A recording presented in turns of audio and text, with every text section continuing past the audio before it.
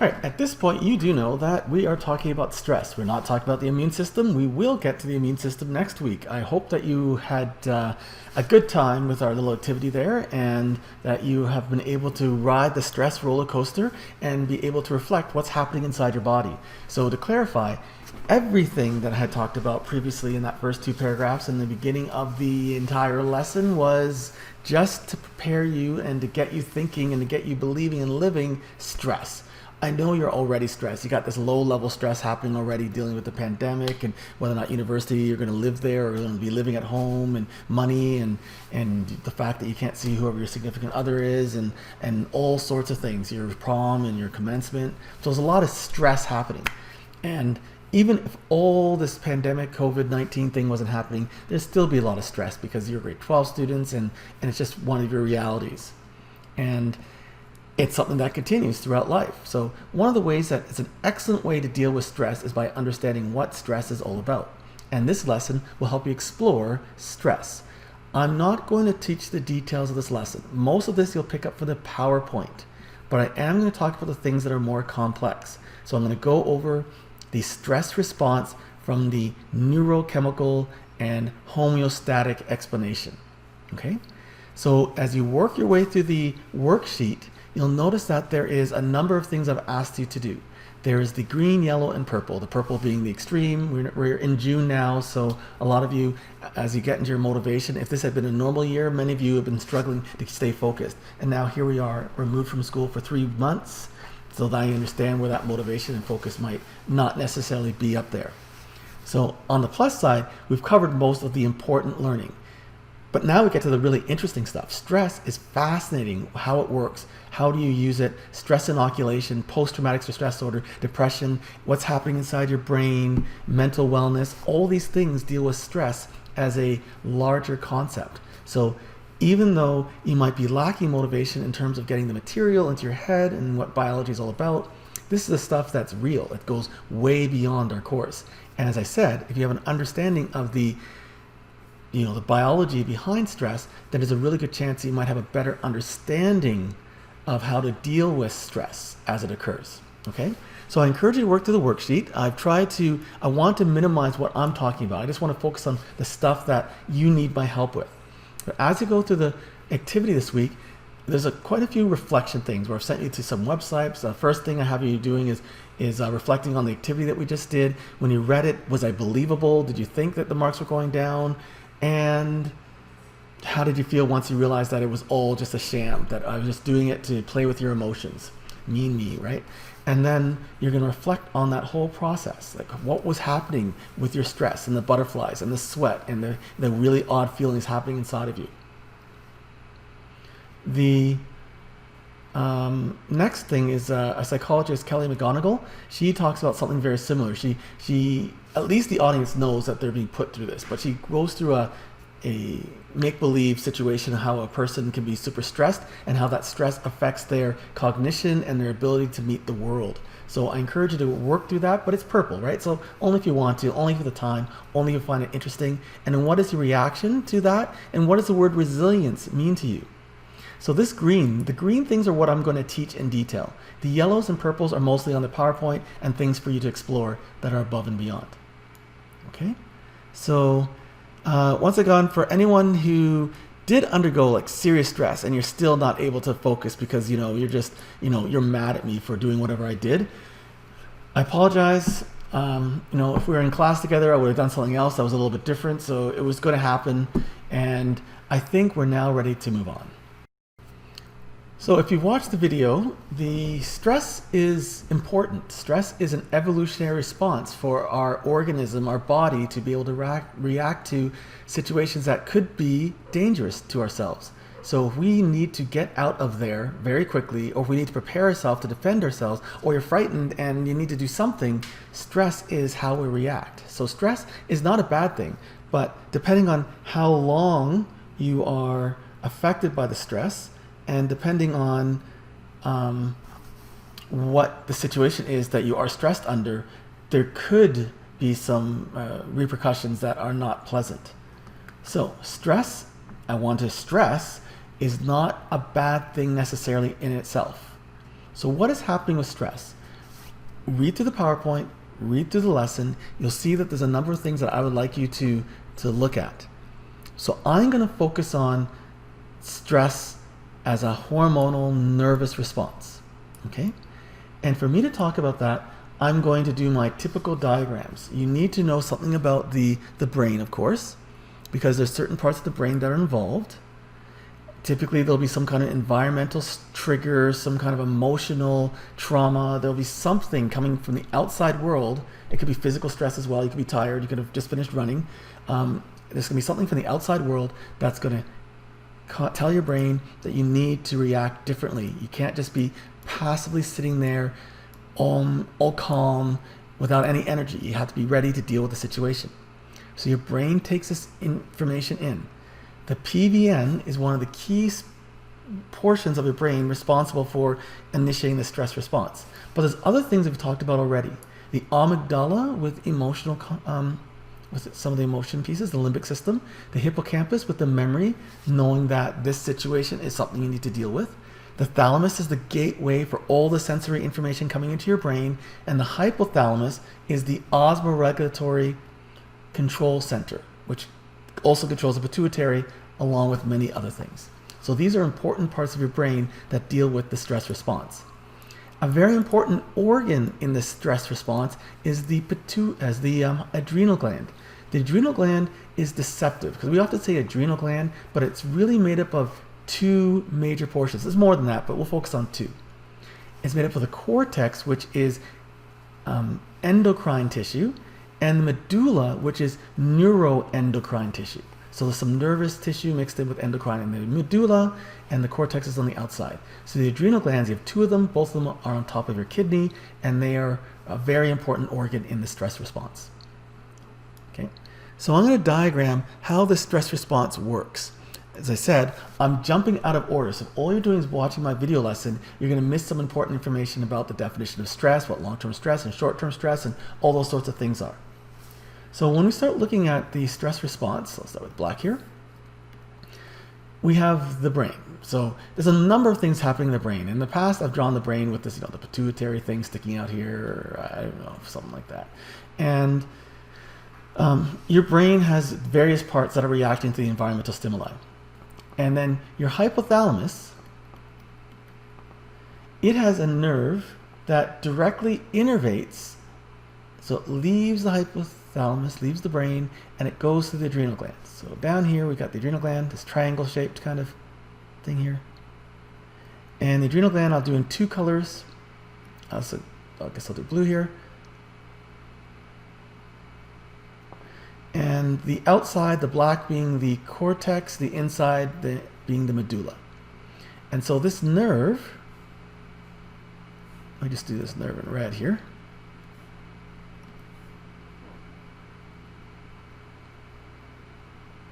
When you're stressed, the hypothalamus, so this is a nerve. And when you're stressed, the hypothalamus releases a bunch of things. One of the things that's released is epinephrine and norepinephrine. These are neurotransmitters that have a very particular role. Okay? So I'm going to say epinephrine, also known as adrenaline. And they cause immediate effects. As a matter of fact, epinephrine and norepinephrine, they are the neurotransmitters of the sympathetic nervous system. For those of you who watched that little segment I did on the sympathetic nervous system, you will know what that is. This is getting your body ready for everything to do with protecting yourself or getting away from that danger. So you need more light coming into your eyes so you can see the world, so your eyes dilate. You need to breathe more rapidly so you can get more oxygen to your muscles so they can undergo their cellular respiration process. You have nutrients you broke down from the digestive system, but you don't want the digestive system doing its thing, so it shuts down. But the nutrients and the energy, the glucose specifically, needs to be distributed to your cells. So that is broken down in the liver, and then the glucose goes to your cells and they undergo cellular respiration. And everything associated with getting ready for fight or flight is the sympathetic nervous system, which the epinephrine is the neurotransmitter that is responsible for that. This nerve here that goes from the hypothalamus to the adrenal medulla, so the adrenal medulla here, I'll say blue, adrenal medulla, this causes the release of, it causes the release of epinephrine and norepinephrine. Right? So this further reinforces the little bit that was released by the brain up here. There's only a minor amount. This causes an immediate reaction. But this happens shortly after. The adrenal medulla is the source of most of the epinephrine that then circulates throughout your body and stimulates the sympathetic nervous system. So it stimulates the SNS, the sympathetic nervous system, getting you ready for fight or flight. So this is immediate. We call this short-term stress, and it happens very quickly. Okay? So hypothalamus nerve to the adrenal medulla. The adrenal medulla releases epinephrine. Epinephrine stimulates the sympathetic nervous system, and then you're ready to protect yourself. There is also another thing that occurs as well, and that is the stimulation of another stress system. And you may have heard of this. The hypothalamus, as we know already, is responsible for releasing these releasing hormones that control the pituitary. So down here, we have the pituitary. So the hypothalamus will release a hormone, and I guess I'll go with green for this. And this hormone that it releases is corticotropin releasing hormone, CRH. And this corticotropin releasing hormone stimulates the pituitary. And the pituitary then will release adrenal corticotropic hormone. And this goes into the blood, and it will go all over the body. But the receptors for adrenal corticotropic hormone are on the adrenal cortex. Right? So I'll say this black here is representing the adrenal cortex. And this is endocrine tissue. And so the adrenal cortex then it releases two types of hormones. One of them is a class of hormone that falls in the class of mineralocorticoid. And the specific name of the hormone that's released, you may have heard of it, is aldosterone. That's right. So aldosterone causes the uptake of sodium, and therefore water will follow. Okay, so that's its job. The other hormone that's released from this adrenal cortex is a class of hormone that falls under glucocorticoid. So even before I tell you the name of it, you could probably guess as to what it does. So this hormone is cortisol. So cortisol, what it will do is it will help increase the concentration of glucose through various means. So the cortisol gets released all throughout the blood, and it has many wide-ranging reactions throughout the body. So cortisol and aldosterone are released in reaction to the ACTH, in reaction to CRH. This axis is called the hypothalamic pituitary axis, the HPA axis. And if you ever talk or do any research about stress, you will see reference to this. So cortisol is often termed the stress hormone. So this prepares you to deal with, in many respects, a stressful environment. Unfortunately, once the cortisol levels are high, that is supposed to negatively inhibit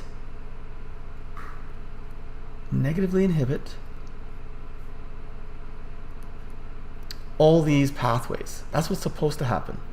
But occasionally, depending on the stressful situation, this negative feedback loop doesn't work very exhaustively, and you end up producing a lot of cortisol. The more cortisol you release, the more that this is stimulated, the bigger the adrenal cortex will get, and allowing it to release more cortisol. This cortisol prepares you for these stressful environments, but there are also many situations that are not really life-threatening that will cause the release of cortisol that will make you undergo these reactions. Cortisol, unfortunately, also acts to inhibit the immune system. And so often when you are stressed for a very long time and the cortisol levels continue to increase throughout your body, that will cause your immune system to be inhibited, and therefore you're more prone to getting sick. And anything associated with the immune system, so for younger people, even older people, with your skin, you get breakouts and you get more colds and things like that. There are so many things associated with stress, and many of the negative connotations with stress are associated with high chronic levels of cortisol in the blood supply. Okay, so that is the explanation of the short-term stress. Let me use this thing here. The short-term, oh, I can't spell. Of short-term, which is the epinephrine root. And now we have to be careful when we say long-term, because this system over here, this HPA, it turns on relatively soon after the stress situation occurs. It just takes longer than the short-term stress does. The short-term's immediate, right? It's not as quick as a nervous system all by itself, but it's pretty quick. You think about the times you've been stressed. If someone's dropped a book behind you and you're completely shocked or surprised, and you get those butterflies in your stomach and everything else, that's all short-term stress that's happening, and it happened very quickly. This longer-term situation with the HPA axis, it takes a little bit longer to kick in, and it takes a little bit longer to work. But it also takes much longer to be removed from your system. So even though you've been removed from the stressful situation, this longer-term stress will remain active until it dissipates. There is a half-life for this. I can't remember what the number of hours it is. I'd have to look it up, but maybe you can. It's pretty long. It's in your system for a pretty long time. Okay. So that's this stress response. That's my drawing. Hopefully it makes sense. But even if it doesn't, then you have access to the PowerPoint. And in there you'll see some graphics that look like this. So here's the sympathetic and parasympathetic nervous system response. Some tables that aren't organized really well because I would have been in class showing you how to use this, but these are all the various things that happens with the sympathetic nervous system. Then we have the HPA axis, what's happening with the corticotropin releasing hormone, the adrenocorticotropic releasing hormone, thyroid hormone, the adrenocorticotropic hormone, and then cortisol and its effects throughout the body and the negative feedback that's supposed to happen. We have the diagram that shows the effects of these hormones throughout the body. Okay, and this is the diagram. This is my favorite. You'll see it on the PowerPoint. It does a really good job of combining the two and showing how the two are related to each other. Okay, so I would use that as somewhere in the worksheet I said to use a diagram to show how the short-term and long-term stress response works with the medulla and the cortex. This is a diagram that you want to emulate. I wouldn't say copy it, verbatim exactly. I would say look at it, spin it around your head a few ways, and then put it into your own kind of diagram that makes sense to you. All right? So that represents stress. Stress combines everything together. In your activity this week, I've asked you to make a flip grid, because on the opposite side of stress is typically happiness, right? For many of us, if you're happy, your stress level is super low. And if your stress level is super high, then your happiness is, in a different spot, right? So I would like everybody on the flip grid to share this week on by Thursday, something that makes them feel less stressed. It might be crocheting, it might be reading, writing, exercising, it might be, I'm not sure what it is. You share, right? And just share a strategy that makes the stress go down or makes you happy, one or the other, or both. And on Friday, we're going to have a meet, and we're going to have a happy meet, a meet where we share and talk about some of these things and how the biochemical underpinnings of whatever it is that you do helps you feel better. In your worksheet, I've asked you to explain, how does reading or whatever stress reliever that you do, or whatever makes you happy, listening to music, how does it help with the stress response? And I've given you some tips on what you might want to Google or what you might want to do to connect with prior learning. Okay? There's this book. I've given you some little clips from it called The Happiness Advantage. It's a fantastic book that does a really good job of talking about how happiness affects your neurochemistry and allows you to be more successful, or at least approach the world in a much better way. So I would be happy to Google Meet and talk about that. Maybe I'll talk a little bit on Friday, or you could talk about it as a separate meet. You just let me know. Just email me. I had a couple of meetings last week around some of the things I suggested during the PowerPoint, so that was excellent. Another place is a concept that's really interesting is epigenetics. You'll see it on the PowerPoint. I'm not going to talk about it here because, you know, I'm trying to keep this short. But epigenetics is fascinating. And what we're learning is when Lamarck said, you stretch your neck over your lifetime, the giraffe, and then it's able to pass that stretched neck onto its childhood, onto its offspring, and we thought that was ludicrous. Well, it's not as ludicrous as we thought it was. We're learning that we can do things during our lifetime that will affect our genes. They'll affect our genes in such a way that